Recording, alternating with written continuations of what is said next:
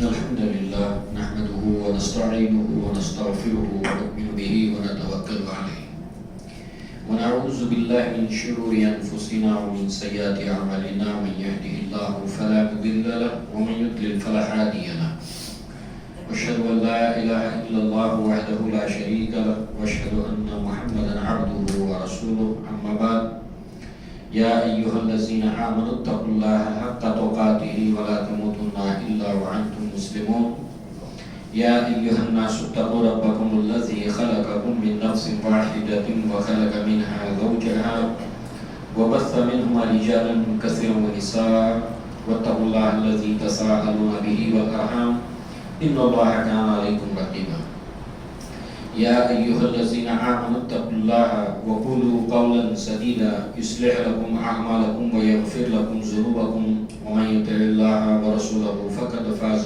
فوزا عظيما فإن خير الحديث كتاب الله وخير الهدي هدي محمد صلى الله عليه وسلم وشر الأمور محدثاتها وكل محدثة بدعة وكل بدعة ضلالة وكل ضلالة في النار وقال الله تبارك وتعالى فإن آمنوا بمثل ما آمنتم به فقد اهتدوا وإن تولوا فإنما هم في شقاق فسيكفيكهم الله وهو السميع العليم رب اشرح لي صدري ويسر لي أمري واحلل عقدة من لساني يفقهوا قولي اللهم أرنا الحق حقا وارزقنا اتباعه وأرنا الباطل باطلا وارزقنا اجتنابه آمین یا رب العالمین۔ قرآن مجید کی سورۃ البقرہ کی یہ آیت نمبر 137 ہے جس کو آپ نے سنا، اور اسی آیت کو لے کر انشاءاللہ ہم ایک عنوان کو مختصر انداز میں سمجھنے کی کوشش کریں گے، وہ ہے منہج سلف۔ بالعموم اس عنوان کو جب بھی آپ سنتے ہیں، پڑھتے ہیں، تو ضرور آپ کو یہ آیت سننے میں ملے گی۔ جب یہ عنوان ہوتا ہے، کہیں کتاب میں آپ پڑھیں، کہیں سنیں، تو یہ آیت آپ کو ملتی ہے، یہ بنیاد بنتی ہے۔ اللہ تعالیٰ نے اس میں فرمایا کہ فَإِنْ آمَنُوا بِمِثْلِ مَا آمَنْتُمْ بِهِ، کہ اگر یہ ایمان لائیں جیسے کہ ایمان آپ لائے ہیں۔ یہی عنوان سورۃ البقرہ کے ابتدائی رکوع میں بھی موجود ہے، جس میں اللہ تبارک و تعالیٰ نے اہل ایمان ہی کو نمونہ بنایا کہ یہ اس وقت تک مومن نہیں ہو سکتے جب تک کہ ایمان لائیں اس طرح جیسے آپ لوگ ایمان لائے ہیں صحابہ کرام۔ یہاں بھی وہی بات ہے، یہ اگر ایمان لائیں جیسے کہ ایمان لائے ہیں آپ، فقط اہتدوا، تو پھر یہ ہدایت پا جائیں گے۔ گویا کہ ہدایت کا جو معیار ہے وہ اللہ کے نبی صلی اللہ علیہ وسلم اور صحابہ کرام کو بنایا گیا، ان کی طرح ایمان، ان کی طرح اسلام۔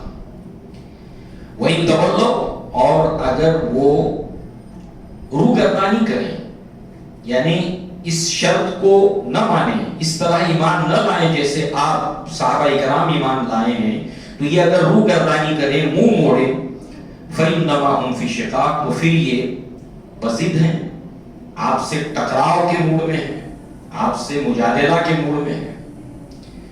فَسَيَكْفِيكَهُمُ اللَّهُ، تو پھر اللہ تبارک تعالیٰ آپ کے لیے کافی ہے۔ وَهُوَ السَّمِيعُ الْعَلِيمُ، اور وہ بہت زیادہ سننے والا اور بہت زیادہ علم والا ہے۔ تو گویا کہ اس آیت کے ساتھ ہم جو عنوان سمجھنے کی کوشش کریں گے اصولی طور پر، وہ ہے منہج سلف۔ آگے بڑھنے سے پہلے ایک بات اور بھی کہ عثمان ابن عفان رضی اللہ عنہ کی جب شہادت ہوئی ہے پہلے تو محاصرہ کیا گیا آپ کا، پھر بلوائی اندر داخل ہوئے، اور جس وقت آپ کو شہید کیا گیا اس وقت آپ قرآن مجید کی تلاوت کر رہے تھے، اور یہی صفحہ سامنے موجود تھا، اور جو چھینٹے ہیں آپ کے خون کے وہ فَسَيَكْفِيكَهُمُ اللَّهُ، اس کے اوپر آپ کے چھینٹے آج بھی جو موجود ہے، وہ قرآن محفوظ ہے، یعنی وہ گویا کہ ایک تاریخی دستاویز ہے، ہیریٹیج ہے، اس کو محفوظ رکھا گیا ہے۔ تو برسبیل تذکرہ جب یہ بات آئی تو یہ بھی ہم کو بات معلوم ہو۔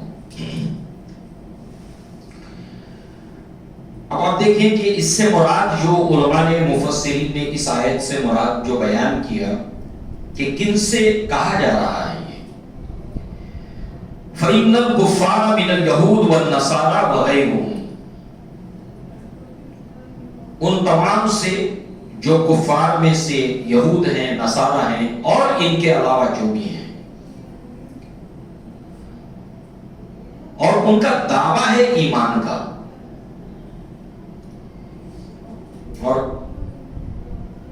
بات یہ خصوصی ہو رہی ہے یہود اور نصارہ وغیرہم اور ان کی طرح کے اور بھی لوگ قیامت تک آنے والے، مگر ان میں کیا بات ہے؟ ان میں بات یہ ہے کہ وہ ایمان کے دعوے دار ہیں کہ ہم بھی ایمان والے ہیں، ہم بھی اسلام والے ہیں، ہم بھی نبی والے ہیں، جیسے سورۃ البقرہ کے اندر ان کے اسی دعوے کا ذکر کیا گیا، جس میں وہ کہتے تھے، اللہ تعالیٰ نے اس کا ذکر کیا، وَمِنَ النَّاسِ مَن يَقُولُ آمَنَّا بِاللَّهِ وَبِالْيَوْمِ الْآخِرِ وَمَا هُمْ بِمُؤْمِنِينَ، لوگوں میں سے کچھ ایسے جو کہتے ہیں ہم اللہ پر اور آخرت کے اوپر ایمان رکھتے ہیں، وَمَا هُمْ بِمُؤْمِنِينَ، مومن نہیں ہے۔ تو یہ یہود، یہ نصارہ، اور جو کوئی دعویٰ کرے ایمان کا، ایسا نہیں ہے کہ یہ پیمانہ، یہ کسوٹی صرف یہود اور نصارہ کے لیے رکھی گئی جو دعویٰ کرتے تھے ایمان کا، بلکہ قیامت تک آنے والے ہر ایک کے اوپر اس کا اطلاق ہوگا جو ایمان کا دعوے دار ہے، تو اس سے یہی کہا جائے گا کہ تم ایمان لاؤ اس طرح جس طریقے سے ایمان صحابہ کرام لائے، تو وہ تمہارا ایمان اور اسلام کا دعویٰ قابل اعتبار ہوگا۔ لہذا ایک تو یہ ایمان کا دعویٰ کرتے تھے، دوسری طرف جو یہود اور نصارہ تھے وہ یہ بھی کہتے تھے کہ وَقَالُوا كُونُوا هُودًا أَوْ نَصَارَىٰ تَهْتَدُوا، ان کا اپنا معیار تھا ایمان کا، اسلام نے اور قرآن نے یہ معیار دیا، یہ ایمان، یہ اسلام قابل قبول ہے اللہ کے نزدیک، مگر ان کا اپنا ایک معیار تھا، وہ کیا ہے؟ یہ کہتے ہیں کہ یا تو یہودی ہو جاؤ یا تو نصارہ ہو جاؤ تب تم ہدایت پاؤ گے۔ اب مخصوص یہود اور نصارہ ہے، مگر ایک اصول ہے اسلام کا، فقہ کا، قرآن مجید کی شرح کا، کہ العبرۃ لعموم اللفظ لا بخصوص السبب، کہ کس بیک گراؤنڈ کے اندر وہ بات ہے اس کو دیکھا جائے گا، پھر اس کو ایسا نہیں کہ وہیں تک محدود رکھا جائے گا بلکہ اس کو جنرلائز کیا جائے گا، اور لفظ کے اوپر جو الفاظ ہیں اس کے تحت اس کو جنرلائز رکھا جائے گا، ہاں مگر صحیح معنی مفہوم سمجھنے کے لیے وہ بیک گراؤنڈ سامنے رکھا جائے گا۔ تو بیک گراؤنڈ یہ ہے، یہود اور نصارہ دعویٰ کرتے تھے وَمِنَ النَّاسِ مَن يَقُولُ آمَنَّا بِاللَّهِ وَبِالْيَوْمِ الْآخِرِ وَمَا هُمْ بِمُؤْمِنِينَ، مومن نہیں ہے۔ ایسے جتنے بھی لوگ اسلام اور ایمان کا دعویٰ کریں ان کے لیے پیمانہ کسوٹی یہی ہے جو اس آیت میں بیان کی گئی، جیسے صحابہ ایمان لائے ویسے ایمان لاؤ تو ہدایت پاؤ گے، فقط یہ اہتدوا تو ہدایت پاؤ گے۔ اور یہ کہتے تھے وَقَالُوا كُونُوا هُودًا أَوْ نَصَارَىٰ تَهْتَدُوا، اللہ کہہ رہا تب ہدایت پاؤ گے، تم اگر ایسے ایمان لاؤ گے. یہ کہتے تھے یہودی بن جاؤ نصرانی بن جاؤ تب ہدایت پاؤ گے. دونوں ایک دوسرے کی ضد ہیں. جو بھی یہ دعویٰ کرے کہ اگر ہدایت پانا ہے تو یہ ہو جاؤ یہ ہو جاؤ یہ ہو جاؤ یہ ہو جاؤ یہ ہو جاؤ قیامت تک نہیں. ہدایت یافتہ اگر ہونا ہے تو ایمان اور اسلام اس طرح لانا ہوگا جیسے صحابہ کرام ایمان لائے تھے. لہذا اب چونکہ بالعموم یہی وہ جماعت ہے جو سلف اولین ہیں, سب سے پہلے سلف. اب سلف کیا ہے؟ اسلاف اس کی جمع ہے. قرآن مجید میں یہ لفظ آیا ہے کئی جگہ. ان میں سے ایک مقام پر اللہ نے فرمایا سورہ زخرف میں فَجَعَلْنَاهُمْ سَلَفًا مَثْلًا لِلْآخِرِينَ. فَجَعَلْنَاهُمْ سَلَفًا مَثْلًا لِلْآخِرِينَ. ہم نے گزرے ہوئے سبقت شدہ لوگ گزرے ہوئے لوگوں کو بعد والوں کے لیے نمونہ بنایا. تو اس سے معلوم ہوا سلف کا آسان ترجمہ گزرے ہوئے لوگ. مگر گزرے ہوئے کون سے لوگ؟ جو نیک, جو صالح, جن کی نیکی, جن کا نیک ہونا, جن کا متقی ہونا, جن کا پرہیزگار ہونا, جن کا اللہ تعالیٰ سے راضی ہونا, اللہ تعالیٰ کا ان سے راضی ہونا, وہ ثابت شدہ ہے, ڈاکیومنٹڈ اللہ کی کتاب کے اندر, محمد رسول اللہ صلی اللہ علیہ وسلم کی ارشادات اور فرمودات کے اندر. تو معلوم ہوا سلف اسلاف گزرے میں نیک اور صالح لوگ جن سے اللہ راضی ہوا وہ اللہ سے راضی ہوئے, سلف اولین. پھر اس کے بعد جو ہے وہ اس کے اندر وہ تمام کے تمام لوگ سلف میں داخل ہوتے چلے جائیں گے جو گزرے ہوئے ہیں, ہم سے پہلے کے ہیں, ہم سے پہلے سبقت لے گئے اسلام کے اندر, ایمان کے اندر, اور انہوں نے ویسے ہی تقاضوں کو پورا کیا, ویسے ہی ایمان اور اسلام لائے جیسے سلف اولین اللہ کے نبی صلی اللہ علیہ وسلم اور صحابہ کرام. اب گزرے ہوئے لوگ, نیک لوگ, صالح لوگ, سلف. منہج اس کو یہ بھی قرآن مجید کے اندر آئی ہے اصطلاح کئی جگہ پر, لِكُلِّ جَعَلْنَاكُمْ شِرْعَةً وَمِنْهَاجًا. ہر ایک تم میں سے ہر ایک کے لیے ہم نے ایک شرعتاً ومنہاجا, ایک دستور, ایک طریقہ تم میں سے ہر ایک کے لیے ہم نے طے کر دیا ہے, اور پھر وہ اس منہج کے اوپر, اس راہ کے اوپر چلتا ہے. تو معلوم کیا ہوا کہ منہج یعنی ایک دستور, ایک قاعدہ, ایک اصول. تو دونوں لفظوں کو جب ہم ملائے تو کیا بنے گا؟ گزرے ہوئے نیک اور صالح لوگ, منہج سلف, سلف اولین صحابہ کرام, گزرے ہوئے وہ لوگ جو ایمان میں, اسلام میں سبقت لے گئے, پہل کی, انہوں نے سب سے پہلے آگے بڑھے, اسلام لائے, ایمان لائے, اور ان کا ایمان اور اسلام اتنا معتبر ہو گیا کہ اللہ تبارک و تعالیٰ نے اس کے اوپر اپنی رضامندی کی مہر لگائی اور ان کو نمونہ بنایا کہ تم اس وقت تک مومن نہیں ہو سکتے, ہدایت نہیں پا سکتے جب تک کہ تم اس طرح سے ایمان نہ لاؤ جیسے کہ یہ ایمان لائے. تو مثالی بنا دیا ان کے ایمان اور اسلام کو. تو یہ سلف اولین. اور پھر اس کے بعد جن جن لوگوں نے ان کی پیروی کی, ان کے پیچھے چلے, ان کو فالو کیا, اور ان کا چلنا جس راستے کے اوپر اسلام اور ایمان کے اوپر اس سے میچ ہوتا چلا گیا, وہ سب کے سب سلف میں داخل ہوتے چلے گئے. گزرے ہوئے لوگ, نیک لوگ. لہذا اللہ تبارک و تعالیٰ نے ان کو جو مثال بنایا, نمونہ بنایا, اللہ تعالیٰ نے اس کا ذکر قرآن میں کئی جگہ کیا الگ الگ طرح سے. ان میں سے ایک آیت ہے سورہ برات, سورہ توبہ کی آیت نمبر 100. والسابقون الاولون, سبقت لے جانے والے، ابھی اس کے معنی کے اندر ہم نے دیکھا، جنہوں نے پہل کی اسلام میں، ایمان میں، والسابقون الاولون من المہاجرین والانصار، پھر اور مزید واضح کیا گیا یہ گروہ سابقون الاولون، پھر مہاجرین ہجرت کرنے والے، انصار مدینہ کے مخصوص اب کر دیا گیا، خاص کر دیا گیا۔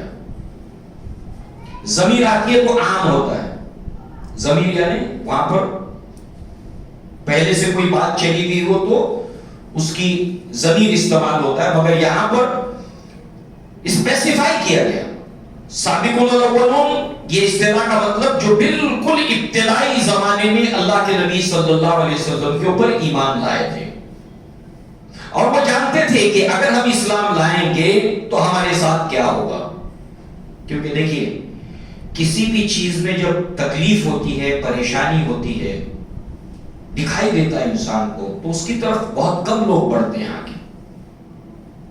ہاں مگر ایک مرتبہ جب کوئی چیز بن جائے، طاقت بن جائے، تو اس کے بعد تو بہت لوگ آتے ہیں۔ ایسا اسلام کے آخری ایام میں بھی ہوا ہے، مگر اصل امتحان اس وقت ہے جب آزمائش کا دور ہے، اور اس وقت بہت کم لوگ ہوتے ہیں۔ لہذا جو ہے وہ عبداللہ ابن مسعود رضی اللہ عنہ کا ایک قول ہے کہ آپ نے فرمایا کہ جب عمر بن الخطاب ایمان لائے تھے تو ہم لوگ 40 لوگ تھے۔ آپ سوچئے عمر بن الخطاب جو ہے وہ مکہ کے اندر 40 لوگ تھے، 6 سال میں ایمان لائے، بہت تکلیف تھی، بہت پریشانی تھی۔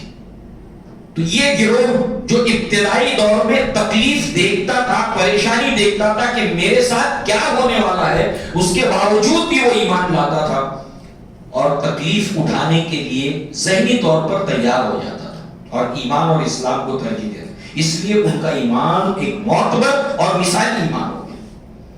والسابقون الاولون من المہاجرین، اب پھر اسپیسیفائی کیا گیا جنہوں نے ہجرت کی اللہ کی راہ۔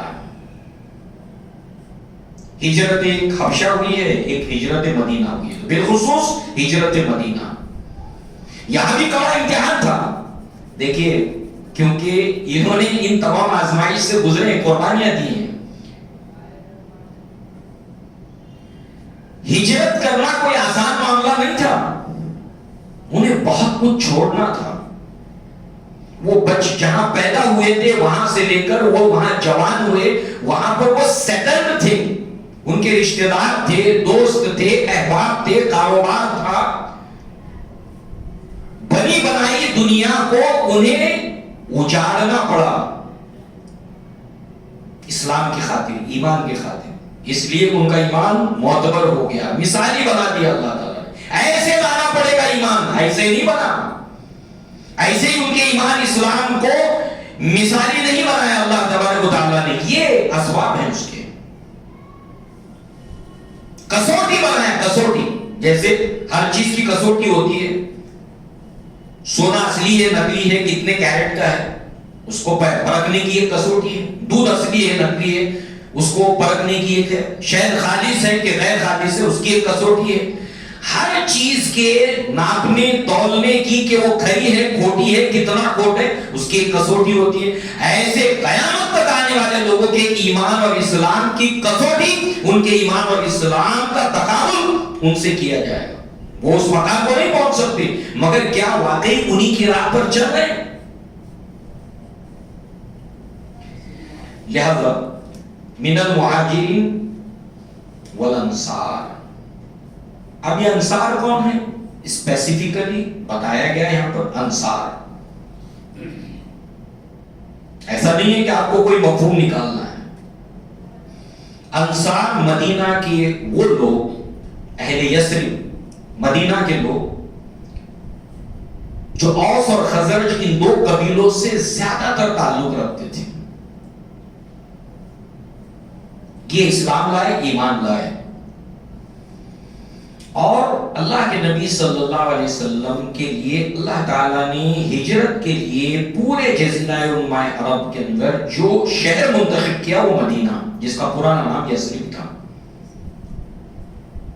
یہ شہر منتخب کیا۔ بہت شہر تھے، طائف بھی تھا، مگر اللہ نے ہر نبی ہجرت کرتا ہے اور اس کی ہجرت کرنے کے جگہ کو اللہ منتخب کرتا ہے. اب یہ اللہ کا انتخاب ہے، مدینہ اور یثرب. تو یہ ہجرت کر کے جو لوگ وہاں پہنچے ہیں وہ خالی ہاتھ تھے، کچھ نہیں تھا ان کے. اتنی بڑی آبادی نے جب ہجرت کی تو وہ کہاں رہیں گے، کیا کریں گے، کیا کھائیں گے، نوکری نہیں، تجارت نہیں، سب چھوڑ چھاڑ کے آئے ہیں اسلام کی خاطر، دین کی خاطر. تو یہ انصار وہ صحابہ ہیں جنہوں نے انہیں پریشان ہونے نہیں دیا. فوری طور پر مکان کا بندوبست، فوری طور پر، وقتی طور پر اگر کسی کا نہیں ہوا، اللہ کے نبی نے اپنے حجرے بنانے سے پہلے مسجد نبوی کو بنایا. تو جن کا فوری طور پر کوئی بندوبست نہیں ہو پاتا وہ مسجد نبوی کے اندر رہتے، اور پھر ان کا کہیں نہ کہیں بندوبست یہ انصار صحابہ نے اس کی ذمہ داری لی. اللہ کے نبی نے انہیں شوق دلایا، ترغیب دلائی، قرآن میں آیات ہیں. اور انہوں نے، ان انصار صحابہ نے اپنی ذات کے اوپر ان کو ترجیح دی، اپنے آپ کو تکلیف میں ڈال کے ان کو آرام دینے کی پوری کوشش کی. مکان دے دیا، کاروبار کے اندر شریک کیا، اور بہت جلد وہ وہاں پر اکوموڈیٹ ہو گئے. سوچ کے دیکھیے، اچانک آپ کی جائیداد پراپرٹی کے اندر کسی کو حصے دار بنانا پڑے. تو یہ انصار. اور پھر مخصوص کے بعد اب ایک جنرلائز کیا گیا، والذین اتبعوہم بإحسان، اور جو کوئی اتباع کرے گا ان کی احسن درجے میں، اس کے بہترین پہلوؤں پر جو انہوں نے عمل کیا، بہترین طریقے سے ان کے پیروی کرے گا، تو اللہ تعالیٰ نے آگے فرمایا رضی اللہ عنہم ورضوا، اللہ تعالیٰ ان سے راضی ہوا اور وہ اللہ تعالیٰ سے راضی ہوئے. گویا کہ اب اس آیت کے اندر بھی اگر تمہاری زندگی کا مقصد بھی اللہ کو خوش کرنا ہے تاکہ اللہ تعالیٰ تم سے ناراض نہ ہو، اللہ تم سے راضی ہو جائے، تمہاری زندگی بھی، تمہاری برزخی زندگی بھی، تمہاری آخرت کی زندگی بھی ٹھیک ٹھاک ہو جائے، تو اس کا پیمانہ یہی ہے کہ تمہیں اللہ تبارک و تعالیٰ کے ان نیک اور صالح بندے جو تم سے پہلے اسلام اور ایمان میں سبقت کر گئے، ان کی پیروی کرنی پڑے گی، ان کی اتباع کرنی پڑے گی. ان کے لیے اللہ کا وعدہ ہے وَعَدَّ لَهُمْ جَنَّاتٍ تَجْرِي تَحْتِهَا الْأَنْهَارُ خَالِدِينَ فِيهَا أَبَدًا ذَلِكَ الْفَوْزُ الْعَظِيمُ. کہ ان سے وعدہ ہے اللہ تبارک و تعالیٰ کا کہ انہیں ایسی جنت میں اللہ داخل کرے گا جس کے نیچے نہریں بہتی ہیں، اس میں وہ ہمیشہ رہیں گے، اور یہ بہت بڑی کامیابی ہے. ذَلِكَ الْفَوْزُ الْعَظِيمُ. بالکل واضح ہے، بالکل ایک مسلمان کو کلیئر ہونا چاہیے. کیوں؟ دیکھیے، زندگی کے اندر ہم کوئی بھی چیز لیتے ہیں، اختیار کرتے ہیں تو جان پھٹک کے لیتے ہیں. ایسے ہی اسلام اور ایمان کو جان پھٹک کر کے لینے کا جو معاملہ ہے وہ یہ ہے، اچھی طرح بالکل پتھر کی لکیر کی طرح انسان اپنے اس کو دل دماغ میں بیٹھا لے. کیوں؟ تاکہ اللہ اس سے راضی ہو جائے. اللہ نے پیرامیٹر یہی رکھا ہے، پیمانہ یہی رکھا ہے. اب مزید اس کی وضاحت، جس کو اللہ نے پیمانہ بنا دیا، جس کو اللہ تعالیٰ نے کسوٹی بنایا ہے بعد کے قیامت تک آنے والوں کے لیے جو ایمان اور اسلام کا دعویٰ کرے، اس کے لیے دیکھیے اب اللہ کے نبی کی ایک حدیث کو ہم سامنے رکھتے ہیں. اللہ کے نبی صلی اللہ علیہ وسلم نے فرمایا کہ خیر الناس قرنی ثم الذین یلونہم ثم الذین یلونہم. بہترین قرن یعنی جنریشن، نسل کس کی؟ اسلام کی اور ایمان کی. جب کبھی بھی اسلام اور ایمان کا سب سے بیسٹ گروہ دیکھا جائے گا، ان سے بہتر کوئی نہیں. وہ نبی بتا رہے ہیں کہ سب سے بہترین زمانہ اسلام کا اور ایمان کا وہ ہے میرا زمانہ. غار حرا سے اللہ کے نبی صلی اللہ علیہ وسلم جب آئے ہیں، شروعات کی دعوت کی، یہ نبی صلی اللہ علیہ وسلم کا زمانہ ہے، حتیٰ کہ آپ کی وفات تک. یہ جو قریب 23 سال ہے، یہ دور سب سے بہترین دور اسلام کا۔ اب اس میں صرف اللہ کے نبی صلی اللہ علیہ وسلم نہیں ہے، آپ کے ساتھ ایک جماعت ہے، اور اس جماعت کے اندر عورتیں بھی ہیں، مرد بھی ہیں۔ قرن میں کیا کیا چیزیں، جنریشن میں کیا کیا چیزیں شامل ہیں، عورتیں مرد دونوں۔ ایک مخصوص دور ہے، ان کا دورانیہ ہے، ڈیوریشن ہے۔ اس دور کے اندر یہ مرد یہ عورتیں، اس کے اندر بچے بھی ہیں، جوان بھی ہیں، نوجوان بھی ہیں، بوڑھے بھی ہیں، ادھیڑ عمر بھی ہیں، یہ سب ہر عمر کے جو ہر دور میں ہوتے ہیں۔ اب ظاہر سی بات ہے، اسلام اور ایمان لانے والے جیسے اس زمانے میں ہر کیٹیگری کے یعنی عمر کے اعتبار سے، جینڈر کے اعتبار سے یہ سب کے سب اس وقت بھی موجود تھے اور قیامت تک رہیں گے۔ تو یہ سب سے بہترین دور اللہ کے نبی کا دور، جس میں اللہ کے نبی اور صحابہ ہیں۔ اور صحابہ کس کو کہتے ہیں؟ جس نے اللہ کے نبی صلی اللہ علیہ وسلم کو دیکھا، مگر صرف دیکھا نہیں، دیکھنا صرف کنڈیشن نہیں ہے، آپ کے اوپر ایمان لایا اور ایمان ہی کی حالت کے اندر فوت ہو گیا۔ کیونکہ ایسے کیس ہم کو ملیں گے کہ کوئی اسلام اور ایمان لایا اور نبی کے زمانے میں مرتد ہو گیا، تو اس کو صحابی نہیں کہا جائے گا۔ صحابی کس کو کہا جائے گا؟ جو ایمان کی حالت، اللہ کے نبی کو دیکھا، ایمان لایا اور اسی حالت میں فوت ہوا۔ تو یہ خیر الناس قرنی، یہ پہلا دور۔ اس کے بعد ثم الذین یلونہم، اب یہ دور گزر گیا، اب اللہ کے نبی نہیں ہے، مگر اللہ کے نبی کے ساتھ جو لوگ تھے وہ موجود ہیں، اللہ کے نبی نہیں، صحابہ اکرام موجود ہیں۔ مگر اب یہاں صرف صحابہ اکرام نہیں ہیں، بلکہ ایسے لوگ بھی ایمان اور اسلام میں داخل ہو گئے جنہوں نے نبی کو نہیں دیکھا ہے اور انہوں نے صحابہ کی صحبت پائی، صحابہ کو دیکھا، ایمان لائے اور ایمانی کی حالت میں فوت ہو گئے۔ ان کو ہم کہتے ہیں تابعین۔ اچھا، تابعین میں بھی پھر کیٹیگری ہے، اب ہم ڈیٹیل میں نہیں جائیں گے، مگر ہمیں معلوم ہونا چاہیے، تھوڑا بیسک فاؤنڈیشن بنیادی طور پر معلوم ہونا چاہیے۔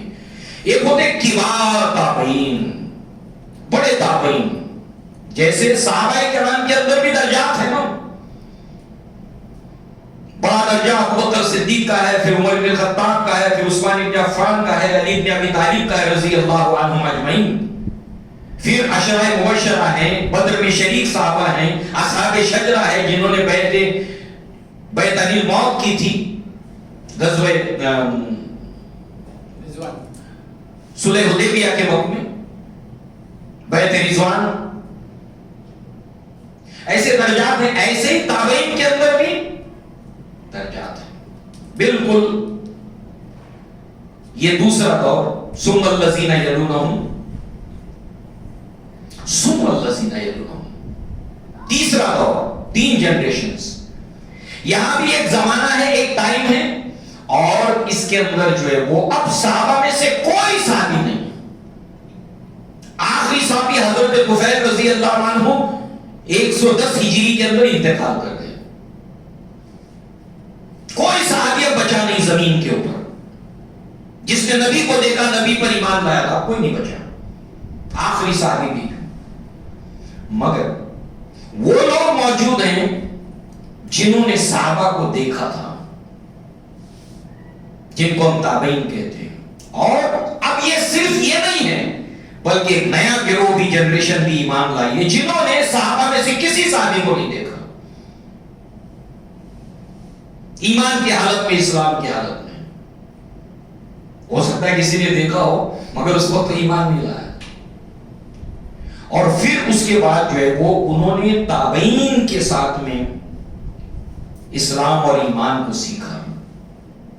اب یہ ہو گیا ایک بلاک، یہ ہے اسلام کا سب سے بیسٹ۔ اگر آپ اس کو ممبر کی طرح 3 سیڑھیاں رکھیں، اور بھی تو محمد رسول اللہ کا زمانہ، اس کے نیچے ثم الذین یلونہم، ثم الذین۔ اب یہ ہے پورا کے پورا معاملہ۔ اب قیامت تک جو کچھ بھی دیکھا جائے گا، سمجھیے بات کو، وہ یہیں سے دیکھا جائے گا، اور بعد میں جن لوگوں نے ان کی پیروی کی ہے آسن درجے میں، ان کے ہر قول کو، ہر عمل کو جانچنے کے لیے یہاں لے جایا جائے گا۔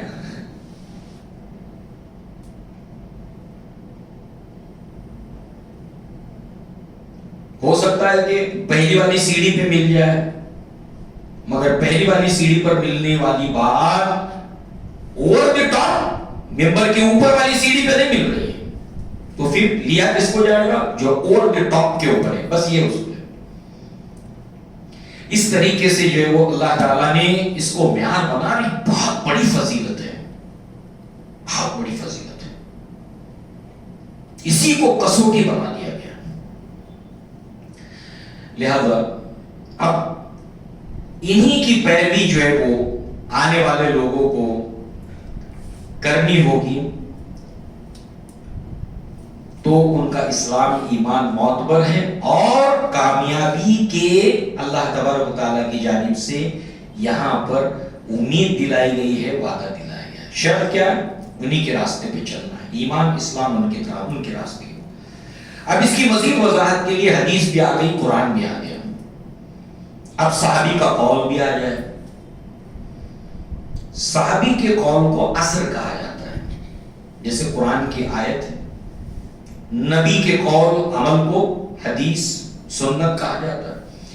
ایسے جو بات قرآن مجید میں نہیں ہے، حدیث میں بھی نہیں ہے، صحابی کا قول ہے، مگر وہ صحابی کا قول دراصل قرآن اور حدیث کا ایسنس ہے، اس کی ترجمانی ہے۔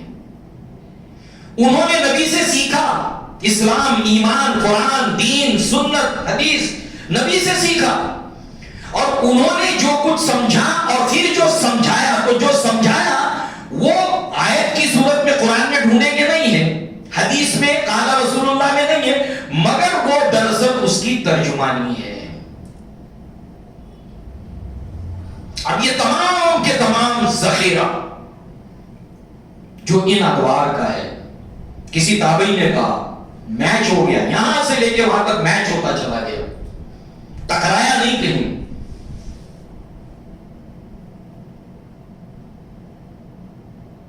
یہ اصول، اور اس طرح سے آپ دیکھیں عبداللہ ابن مسعود کا یہ اثر ہے، یہ کیا ہے؟ عرق، ایسنس، قرآن اور حدیث کو جو کچھ سیکھا ہے اس کی ترجمانی ہے، اس سے ٹکرانے والی چیز نہیں ہے، اس کی تشریح کرنے والی چیز ہے، اس کی وضاحت کرنے والی چیز ہے۔ آپ فرماتے ہیں من کانا مستغنا فلیستغن بمن قد مات، جس کسی کو پیروی کرنی ہے، راستے پہ چلنا ہے، مراد اسلام کے، ایمان کے، اس کو چاہیے کہ وہ ان لوگوں کی پیروی کرے جو مر چکے ہیں۔ دیکھیں ابھی بات واضح نہیں ہے، جیسے ہم نے اس سے پہلے دیکھا مہاجرین، انصار، یہ واضح کیا گیا نا۔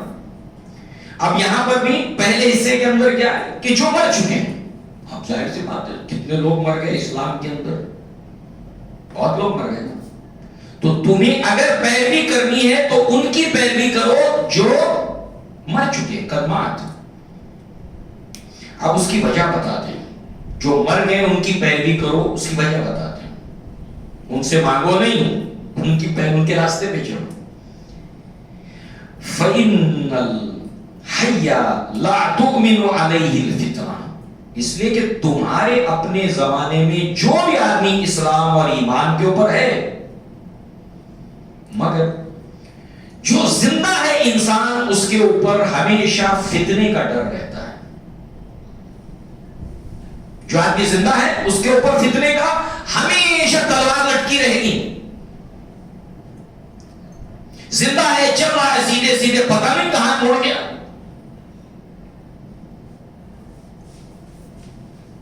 اس کی پیروی کب تک چلے گی؟ جب تک کہ وہ میچ ہوتا چلا جائے گا۔ لہذا جو زندہ ہے اس کے اوپر ہمیشہ فتنے کا ڈر رہتا ہے. اولئک اصحاب محمد، اب اسپیسیفائی کیا گیا وہ لوگ جو مر چکے. اس سے مراد کون؟ اولئک اصحاب محمد صلی اللہ علیہ وسلم. اس سے مراد اللہ کے نبی صلی اللہ علیہ وسلم کے صحابہ کرام ہیں. وَكَانُوا أَفْضَلُ هَٰذِهِ الْأُمَّةِ، یہ لوگ امت کے سب سے افضل لوگ تھے. اللہ کی قسم، صحابی رسول کے اللہ کی قسم، یہ جتنی امت ہے قیامت تک، ابتدا سے لے کر آخر تک، ان میں ان سے افضل کوئی نہیں ہے. کانوا واللہ افضل هذه الامہ، اس امت کے سب سے افضل ترین لوگ تھے. یاد رکھیں کہ اگر کوئی صحابہ سے کسی غیر صحابی کو بہتر بتائے، غلط بات، 100% غلط بات. ہو سکتا ہے ایسا کہ اس کی خدمات بہت زیادہ دکھائی دے رہی ہیں، اور ان صحابی کے بارے میں پڑھتے تو تھوڑا بہت ملا، مگر فضیلت ان کو ہے. پوچھا گیا عمر ابن عبدالعزیز کو، یہ سب اصول ہے، دماغ میں اچھی طرح رہنے چاہیے، لینڈ مارکس ہے، تو آدمی یہاں وہاں نہیں ہوگا. عمر ابن عبدالعزیز سے پوچھا گیا کہ آپ بہتر ہیں، کیونکہ عمر ابن عبدالعزیز کو عمر ثانی کہا جاتا ہے، یعنی دوسرے عمر. آپ ان کے دور کو دیکھیے، اسلام کو جو شان شوکت ملی، آپ نے جو کچھ اپنے دور میں کیا اسلام اور ایمان کے لیے، یاد تازہ کرا تھا. ایسے ہی نہیں ان کو عمر ثانی کہا ہے، ایک خاص اعتبار سے، خاص وجہ سے. تو ان سے پوچھا گیا کہ امیر معاویہ رضی اللہ عنہ وہ بہتر ہیں کہ آپ بہتر ہیں؟ کام کارنامے اتنے ہیں. کہتے ہیں کہ امیر معاویہ رضی اللہ عنہ جس گھوڑے پر بیٹھ کر اللہ کی راہ میں جہاد کرتے تھے، اس کے گھوڑے کے ناک میں جو دھول بیٹھتی تھی میں اس کے برابر بھی نہیں. یہ اسلاف میں سے ہے عمر ابن عبدالعزیز، کہ بالکل ہمیں بھی معلوم ہونا چاہیے، ہمارے بچوں کو بھی سمجھانا چاہیے. سوشل میڈیا کا دور ہے، ہمارے بچے کیا کر رہے ہیں، کیا دیکھ رہے ہیں، ہم کو نہیں پتا ہے. ہو سکتا ہے ہم کو پتا چلتے چلتے دیر لگ جائے. یہ اصول ان کو معلوم ہونے چاہیے. اور دنیا کے اندر کوئی بھی چیز کا ایک اسٹیبلش فیکٹ ہوتا ہے، ایک مسلمہ حقیقت ہوتی ہے، اور بعد میں آنے والوں کو اسی حقیقت کو کے اوپر اپنی اگلی بات کو آگے بڑھانا ہوتا ہے. مثال میں دوں آپ کو، دیکھیے دنیا کے اندر سائنس کی دنیا میں گزرے ہوئے لوگوں نے اس علم کے میدان کے اندر یہ ثابت کیا، بڑی محنت کر کے بڑا وقت دے کر کے، زمین کے اندر گریویٹی ہے کتنی ہے سب معلوم کیا. بات والا کہ میں نہیں مانتا، وہ اس علم کے اندر ناکام ہو جائے گا. اگر یہ ثابت شدہ اسٹیبلش ہے، مانتے آئے لوگ، اور لوگ اس کو چیک کر کے ویریفائی کرتے آئے گئے.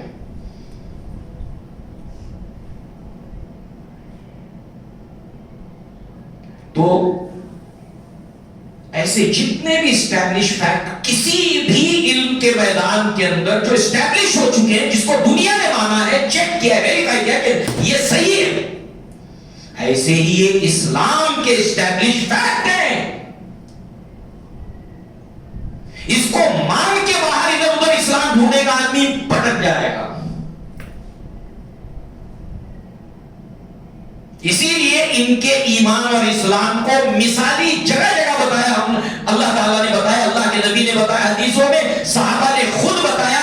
ہم نے جس آیت کو عنوان بنایا کہ تم اس وقت جو ہے وہ تمہارا ایمان قابل اعتبار ہوگا، اور تم ہدایت اسی وقت پا سکتے ہو، ہدایت اسی وقت پا سکتے ہو جب تم ایسے ایمان لاؤ جیسے یہ لوگ ایمان لائے ہیں. تو یہ امت کے سب سے افضل ترین لوگ تھے. اس کے لیے ہم نے ایک ایک سیمپل، ایک ایک مثال دیکھتے گئے. ابرہا قلوباً، یہ دل کے بہت نیک تھے، انسان تھے جیسے ہم انسان ہیں اور انسان سے غلطی خطا ہو سکتی ہے، مگر کیا ان کا دل اور بعد والوں کا دل برابر ہو سکتا ہے؟ نہیں۔ اللہ نے ان کے دلوں کو دیکھا ہے۔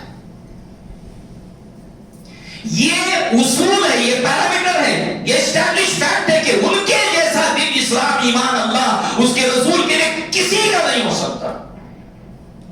مان لو اس اصول کو، ورنہ کیا ہے؟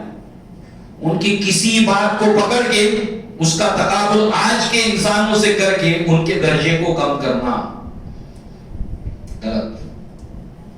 تو وہ دل کے بڑے نیک تھے، اور شہادت کون دے رہا ہے؟ ایک جلیل القدر صحابی رسول کا اثر ہے۔ اور بھی صحابہ کے بارے میں فضیلت اور مناقب میں بیانات ہیں جو صحابہ نے ایک دوسرے کے بارے میں کہے ہیں، ان کی فضیلت میں۔ ایک تو قرآن نے کہا، ایک نبی نے کہا، ایک صحابہ نے خود صحابہ کے بارے میں ان جنرل اور اسپیسیفک بھی کہا۔ دل کے بڑے نیک تھے۔ آپ کو دل کی اہمیت تو معلوم ہے، قرآن اور حدیث کی روشنی میں آپ جانتے ہیں۔ ایک آدمی بظاہر بہت ٹیلنٹڈ ہے، بہت ٹیلنٹڈ، دل اچھا نہیں ہے اس کا۔ یہ لوگ بڑے اچھے دل کے لوگ تھے، ان کے دل بڑے نیک تھے، اور اسی دل سے پورا انسان بنتا ہے، اور ایسے اچھے انسان سے بھی خطا ہو سکتی ہے۔ اللہ کے نبی نے فرمایا کہ الا ان فی الجسد مضغۃ اذا صلحت صلح الجسد كله واذا فسدت فسد الجسد كله الا وهي القلب۔ سنو، انسان کے دل سینے میں ایک گوشت کا لوتھڑا ہے، جب اس کی اصلاح ہوتی ہے پورا جسم سدھر جاتا ہے۔ ایسے دل کے بڑے نیک تھے، اور اللہ نے ان کے دل کو سلیکٹ کیا تھا۔ دوسری روایت عبداللہ ابن عمر کی ہے، اس میں آپ فرماتے ہیں کہ ان اللہ نظر فی قلوب العباد بعد قلب محمد صلی اللہ علیہ وسلم۔ اللہ تعالیٰ نے محمد صلی اللہ علیہ وسلم کے بعد تمام انسانوں کے دل دیکھے نبی کا ساتھی بنانے کے لیے، اس کام میں، اس مشن میں۔ تو جتنے انسان تھے ان میں جن کے دل اچھے تھے اللہ نے ان کو سلیکٹ کیا۔ یہی بات ثابت کہہ رہے ابرھا قلوبا۔ یہ بات سوچیے، اگر ہماری نسلوں کو نہیں معلوم ہو، سوشل میڈیا کا دور ہے، یہ اصول، یہ فاؤنڈیشنز نہیں معلوم ہو، یہ عمارت کھڑی ہوگی اس کا پیمانہ اس کو بنائیں گے، اور پھر وہ دلیلیں بھی کون سی دیتے ہیں؟ جو بچے ادھر ادھر جاتے ہو دلیلیں کون سی دیتے ہیں؟ یہ دیکھو ایسا کیا، ایسا کیا ہے۔ تاریخ سے یہ ثابت بھی اگر ہوتا ہے تو ان کے دل جس میں نیت ہوتی ہے اس کے اوپر تم کلام نہیں کر سکتے۔ ابرھا قلوبا اعمقھا علما، علم میں عمیق تھے، علم میں ڈیپتھ تھے۔ ظاہر سی بات ہے آدمی جو کچھ اس کو معلوم ہے بیان نہ کر سکے، یا بیان کیا ریکارڈ پر نہیں ہے، مگر یہ وہ لوگ تھے جو علم میں گہرے تھے۔ خاموش ایک آدمی، معلوم ہی نہیں پڑ رہا ہے، خاموش۔ مجھے بتائیے سب سے زیادہ روایتیں کس کی ہیں؟ ابو ہریرہ کی ہیں رضی اللہ عنہ۔ اس کے مقابلے میں آپ کو ملتی کتنی ہے؟ ابو بکر صدیق کی روایتیں، عمر بن الخطاب کی روایتیں۔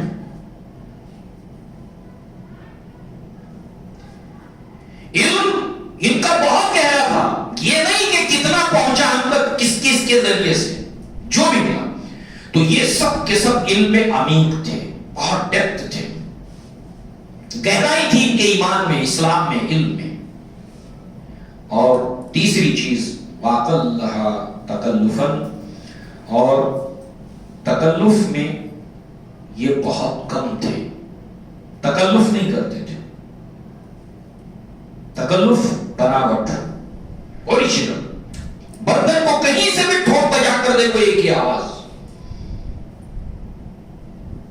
جو چیز ہے، جو دل میں ہے وہ زبان پر ہے، جو سوچ میں ہے وہ ظاہر میں ہے، جو اندر ہے وہ باہر ہے۔ جو اچھے دل کا ہوتا ہے ویسے ہی ہوتا نا، کیونکہ ان کے دل اچھے تھے، جو ہے وہ سامنے، کوئی بناوٹ نہیں، کچھ نہیں۔ बनावट होगी तो क्या होगा? आप किसी घर में मेहमान गए, घर को देखा, बड़ा शानदार, वेल डेकोरेटेड, उसने एक से बढ़कर एक खाने आपको खिलाए, मगर आप मेहमान आने वाले तो उसने कर्ज लिया किसी से, अब वो मकरूज है, उसने तकल्लुफ किया और उसकी हकीकत आपको पता नहीं चल सकी, मालूम नहीं हो सकी, तो वो कम तकल्लुफ वाले थे। इसके बहुत तशरीह हो सकती है, कम तकल्लुफ वाले थे, और यही वजह है कि उन्होंने हर चीज में इस्लाम और ईमान को प्रायोरिटी में नंबर 1 के ऊपर रखा। फौरी तौर पर कम टू द पॉइंट, मुद्दे पर आए, मुद्दे के काम किए, असल काम किए, जिसके नतीजे में 25 साल के अरसे में वो पूरी दुनिया पे छा गए। अगर वो तकल्लुफ और बनावट वाले होते ये मुमकिन नहीं था। पहले आप गाड़ी छोड़ गई।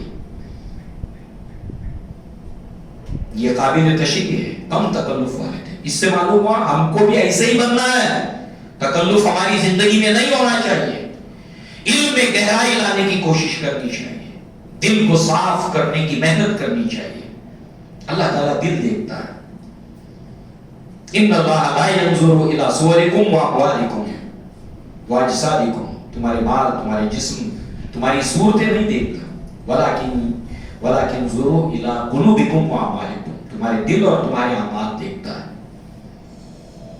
सिर्फ जाहिर में उनके जैसे बनना नहीं, अपनी सोच, अपने दिल उनकी तरह बनाने की कोशिश करना, मेहनत करना।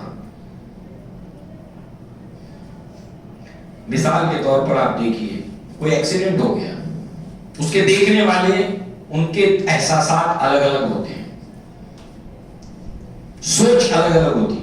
तो किसी इवेंट को लेकर सहाबाए कराम के एहसासात क्या थे, हमारे भी वैसे होते चले जाए। जब आदमी किसी की कॉपी करने लगता है, इत्तिबा करने लगता है, तो उसका सोचना, उसके एहसासात उसके साथ ढलते चले जाते हैं। वो उनके जैसा नहीं बन सकता, मगर उसका दिल भी उनकी तरह बनता जाता है। ये सब करना है इनफिरादी तौर पर मुझे, आपको। फिर फरमाया आगे, कौमुन अख्तारहुमुल्लाहु लिसोहबतिन नबी, ये वो लोग हैं कि जिनको अल्लाह ताला ने चुन लिया था, सेलेक्ट कर लिया था अपने नबी सल्लल्लाहु अलैहि वसल्लम के साथी के तौर पर। अल्लाह ताला ने एक टीम बनाई है। ये किसकी बनाई हुई टीम है? अल्लाह की बनाई हुई टीम है। तमाम इंसानों में से छांट के इनको अल्लाह ने सेलेक्ट किया। अल्लाह ताला ने कौमुन अख्तारहुमुल्लाहु लिसोहबतिन नबी फारिफू लहुम फदलहुम, लिहाजा तुम पर अब ये जिम्मेदारी है, बात के लो। ये सब उनके फजाइल बयान करने का क्या कहते हैं बाद में आने वालों के लिए। तो तुम इनकी फजीलत को, इनके मकाम को, इनके मर्तबे के इल्म हासिल करो, जानो, उनके मकाम मर्तबे को पहचानो। वत्तबहुम फी आसारिहिम, और उन्होंने जो रास्ता छोड़ा है उसकी इत्तिबा करो। वतमस्सकू बिमस्ततातुम मिन अखलाकिहिम व दीनिहिम, तुमसे जिस कदर हो सके उनके अखलाक को अपनाओ और उनके दीन को अपनाओ। फ़इन्नहुम कानू अलल हुदल मुस्तकीम, ये वो लोग हैं जो अल्लाह की तरफ से हिदायत याफ्ता थे सिरात मुस्तकीम के ऊपर। तो ये हमने आज अल्लाह के फजल से, कोशिश से मनहज सलफ को लेकर कुछ ठोस चीजें समझने की कोशिश की, और इन उसूलों पर जो जो चलेंगे उसके मुताबिक हम अपने आप को चलाएं। अल्लाह ताला से दुआ है कि अल्लाह ताला हमें दीन की समझ अता फरमाए, उसके मुताबिक अमल करने की तौफीक अता फरमाए। अक़ूलु क़ौली हाज़ा व अस्तग़फ़िरुल्लाह ली व लकुम व लिसाइरिल मुस्लिमीन वल मुस्लिमात व आखिरु दावाना अनिल हम्दुलिल्लाहि रब्बिल आलमीन। अस्सलामु अलैकुम।